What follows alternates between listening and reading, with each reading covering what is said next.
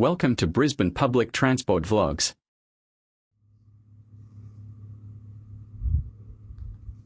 Good evening. We begin with exclusive details on a series of scandals engulfing the Sydney Metro. Scandals the state government doesn't want you to know about. A 7 News investigation has uncovered new secrets, including a map that details the future of the project and headaches that have cost us hundreds of millions of dollars. Tunnel borers were rumbling ahead when a Metro review was announced in April last year. These projects are in trouble. They need rescuing. But the trouble uncovered was too much. Look, much of this work has been revealed to the public. Only a small 8-page summary was released to the public. 7 News can reveal there's a lot more. 75 cabinet report pages marked sensitive. The government fighting to keep them secret, packed with revelations the most damning for them. A secret $364 million delay cost for Metro West, incurred as they conducted the review and decided whether or not to go ahead with the line. This is officially the most expensive thought bubble in history. The government knew the cost and hid it. Well, I'm not going to comment on cabinet matters. The Premier has big housing hopes for Rosehill Racecourse, but the secret cabinet report doesn't push the case for stations here or at Silverwater, calling the extra stations complex and costly. A station at Rosehill would cost between 1.8 and 2.2 billion. It works out to be around $88,000 per unit if the racecourse redevelopment deal goes ahead. The review stressing Rosehill also has substantial issues with contamination. So does Silverwater. That station costing up to 1.3 billion. Let's bring in Serena Andaloro now. Serena, you've also uncovered a classified Metro map. Yeah, this is very interesting. The review report looks at all the possible Metro extensions, the suburbs where Metro lines could be built in future, from Tullawong through Schofields to St Mary's, from Westmead linking to the airport, Bankstown to Liverpool, the Aerotropolis linking to Glenfield and Macarthur via Oran Park, even a line through the eastern suburbs, splitting out to Cogra. That's the Premier's electorate. The report actually recommends a $3 to $4 billion a year fund to pay for this expansion pipeline. Mark, Angela? Thank you, Serena.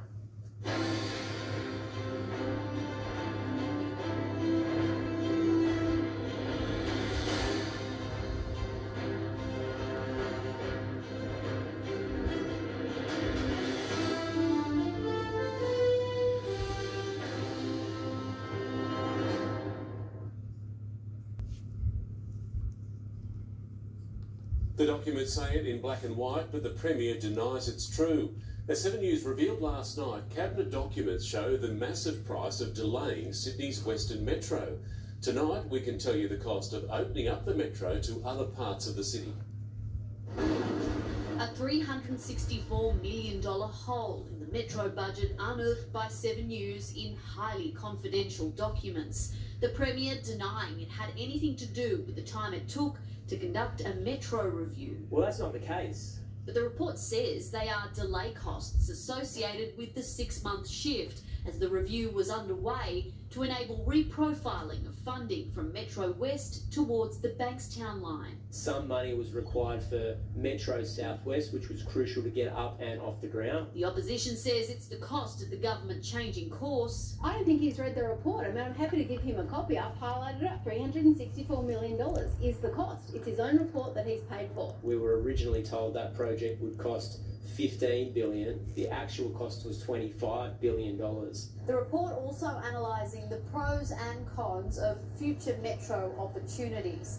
The Premier says since the City Metro opened, he's had several proposals for additional lines. It would cost $9.5 billion to extend Western Sydney Airport Metro through St Mary's and Marsden Park to Schofields, an extension from Bradfield to Campbelltown or Oran Park costing around $5.1 billion, an extension to Zetland between $6.9 and $9.3 billion.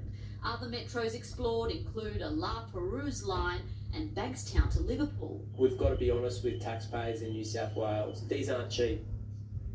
Serena Andaloro joins us now from State Parliament. Serena, nurses are planning to go ahead with a major strike tomorrow. A 12-hour strike putting major strain on hospitals across the state. The government has been fighting the plans in the Industrial Relations Commission this afternoon. The IRC ordering against the strike action, but nurses say they'll be striking anyway. They're still turning up to a rally tomorrow in Cogra. Now, all this could be very awkward for the Health Minister, who's set to front a budget estimates hearing tomorrow. He has been locked in tense negotiations with nurses over pay. Okay, Serena Edaloro on Macquarie Street.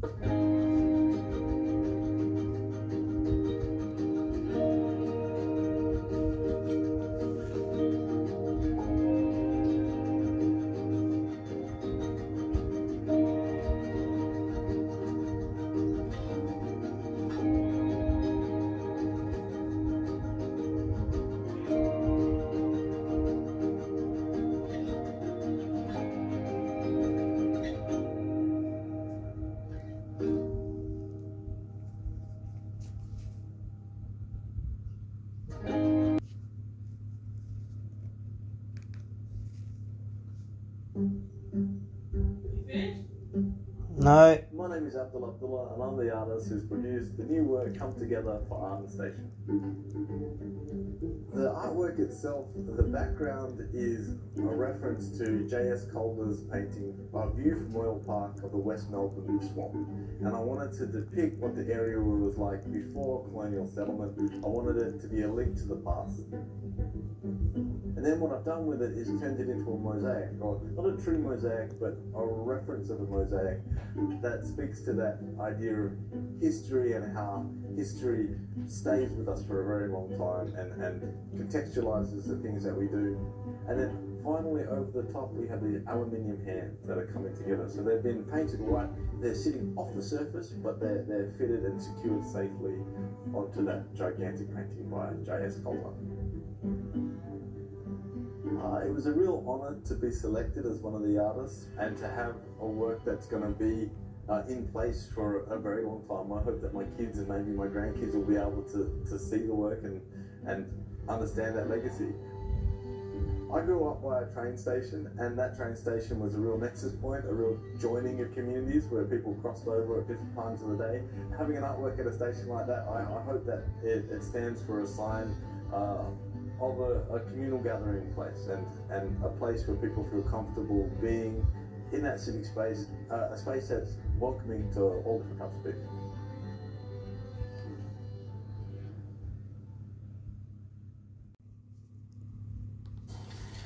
A shocking picture has emerged showing how a train track shattered and snapped near Central. It triggered a rail network meltdown, causing passengers to be delayed across the city. Chris Marr reports. Well, chaotic on Sydney trains today. A badly cracked section of rail, enough to cause long delays for passengers struggling to get to work. Now, train services were thrown into disarray right on the morning peak, with commuters using the T1 North Shore and Western Line hardest hit. All because of this, a significant crack in the rail near Central Station. It created extensive delays across the rail network, passengers packing into stations and onto trains, often stationary for long periods. They're pretty serious. Like, it's not just one train, it's the whole system being affected. It's terrible, mate. I've been in the train for 90 minutes now. I've got to miss my meetings. Extra bus services were put on and passengers were urged to use, where possible, the Metro line, the first major heavy rail breakdown since it opened. The track has been repaired, but the knock-on effect to the timetable is considerable and will affect the afternoon peak. The team's been working very hard. We do have some residual delays on the network, which we're working through. They're predominantly on the T8, T3 and T2 lines. and the teams will continue to ensure we've got a good frequency of service this afternoon to ensure that our passengers can get home. A horrible day for rail passengers, and they are urged now to allow extra time to get home. Chris Minns has been forced to defend his government spending after a 7 News investigation uncovered a huge hole in the Metro budget, hidden in highly confidential documents. Live to Serena Adeloro at State Parliament. Serena, you asked the Premier to explain it today. I did, Anne. This is $364 million in delay costs associated with the Metro West project. It is a staggering amount of money to lose, and it was revealed in sensitive cabinet documents which we have obtained. Now, the Premier has denied those costs are related to his Metro review or the time it took to conduct it. The opposition says it's the cost of the government changing course. The Government Commissioned report clearly says the delay costs are associated with the shift from Metro West towards the Bankstown line. The costs, the incurred costs, or the increased costs in comparison to the previous government's project will have to do with extra stations, but I'll cop that. I mean, I think you do have to pay more money for extra stations, but that's what a city-shaping and city-changing piece of infrastructure looks like. And there's a warning, Serena, for anyone who might need to head to hospital tomorrow.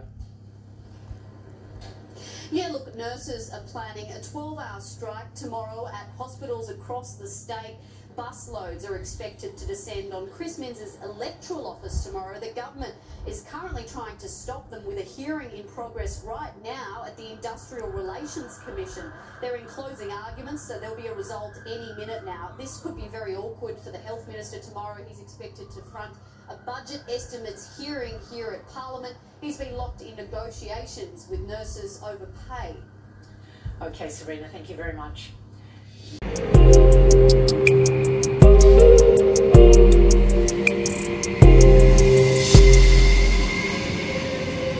Thank you for watching another video from Brisbane Public Transport Vlogs.